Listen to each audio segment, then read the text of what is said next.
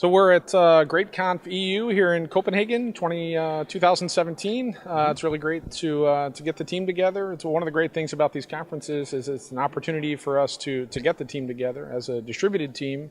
So we communicate pretty much every day over Slack and other digital channels. But it's nice to get folks in the same room and face to face and so forth. Yeah. So Brisbane's a long way away from here. It's the other side of the world.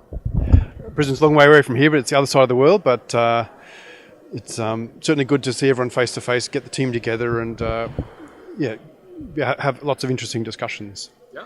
So it's actually been quite an exciting year for Groovy this year as well. When we first joined Apache, it took us a little while to get used to the Apache way of doing things, and now since OCI has been increasing their contributions into the Groovy project. We've now seen the release trains back on track. So every 4 to 6 weeks, we've got new versions of Groovy coming out, and we're releasing another version we're kicking off another release at the conference here later on today. So people will see more and more releases coming out with more and more features. There's a new Parrot parser coming out in the not too distant future, and we're going to see all of those available as well. So it's good times. Yeah, so as you said, when Groovy moved to the Apache Foundation, it took a while to kind of get everything tuned, and there was a period where there weren't a lot of Groovy releases going on.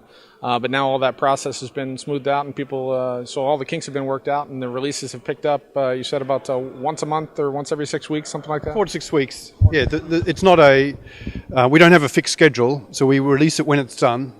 But if we get a bunch of bugs fixed, we want to put out a patch release, we just release it. So it could be 2, 3 weeks, 4, 6 weeks, a bit longer, whatever's appropriate to get out a bunch of useful features or useful fixes for the users of Groovy. So those releases every month or two have been a big help to the Groovy community in general, but in particular for the Grails team. So during that period where there were not a lot of Groovy releases going on, a bit of a backlog accumulated for changes to Groovy that we needed made for Grails.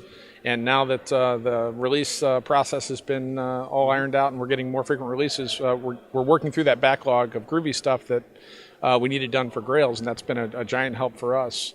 So thanks for all that work, but surely I expect that the community recognizes that things have accelerated there, and the Grails framework is benefiting from it. The Groovy community in general is benefiting from it. It's all going great, I think. Yeah. And the other really neat thing is that we've got early release candidates of 2.5 and other versions that are coming out shortly in Groovy, and the Grails team has started to build their future releases on those, and we're getting a lot of feedback, which is great because all of the rest of the Groovy community is as we fix things that are being spotted by the Grails team, all the rest of the Groovy community is going to benefit from those as well. So it's great to see the fruition of these different teams working together, really coming together. So it's been really good. Yep. It's awesome. Very good. It's good to see you, Paul. Thanks, Jeff.